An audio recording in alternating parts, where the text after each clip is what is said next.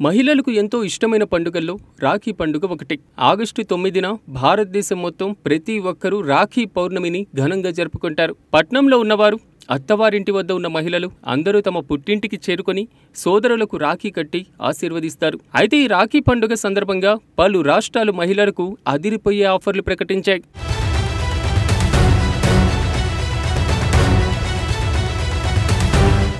రక్షాబంధన్ సందర్భంగా పలు రాష్ట్రాలు మహిళలకు ఉచిత బస్సు ప్రయాణాన్ని ప్రకటించాయి. అందులో కొన్ని రాష్ట్రాలు ఒక్కరోజు మాత్రమే ఫ్రీ బస్ సౌకర్యాన్ని కల్పిస్తాయి. మరికొన్ని రాష్ట్రాలు మాత్రం 3 రోజుల పాటు ఉచిత బస్సు ప్రయాణాన్ని అందిస్తున్నాయి. ఉత్తరప్రదేశ్ ముఖ్యమంత్రి యోగి ఆదిత్యనాథ్ రాష్ట్ర ప్రజలకు రక్షాబంధన్ శుభాకాంక్షలు తెలియజేస్తూ ఇవాల్టి నుంచి ఆగస్టు 10 రాత్రి వరకు మహిళలకు యూపీఎస్ఆర్టీసీ సిటీ బస్సుల్లో ఉచిత ప్రయాణాన్ని అందించారు. అలాగే పండుగ రద్దీని నివారించడానికి పల్లెల్లో, పట్టణాల్లో అదనపు బస్సులను ప్రవేశపెట్టారు. ఇలా ఉత్తరప్రదేశ్ మహిళలకు రాఖీ పండుగ సందర్భంగా 3 రోజుల పాటు ఫ్రీ బస్సు సౌకర్యం అందుబాటులోకి వచ్చింది.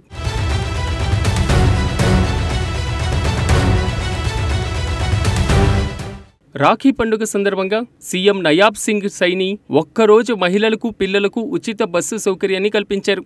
ఆగస్టు 9 రాత్రి వరకు 15 ఏళ్లలోపు పిల్లలకు, మహిళలకు ఉచిత బస్సు ప్రయాణాన్ని అందుబాటులోకి వచ్చింది.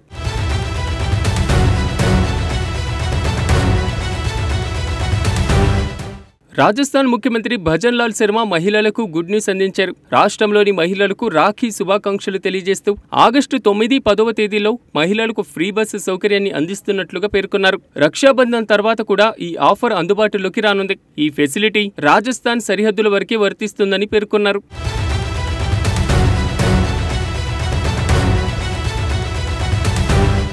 అలాగే మధ్యప్రదేశ్ ప్రభుత్వం ఒక్కరోజు ఫ్రీ బస్సు సౌకర్యాన్ని అందించడమే కాకుండా లాడ్లీ బెహ్నా యోజన పథకం కింద రక్షాబంధన్ బోనస్ తో పాటు అదనంగా 250 ఇచ్చింది. ఇక ఉత్తరాఖండ్ ప్రభుత్వం, ఛత్తీస్గఢ్ ప్రభుత్వం తమ రాష్ట్రంలోని ప్రజలకు రాఖీ పండుగ సందర్భంగా ఉచిత బస్సు ప్రయాణాన్ని కల్పించాయి.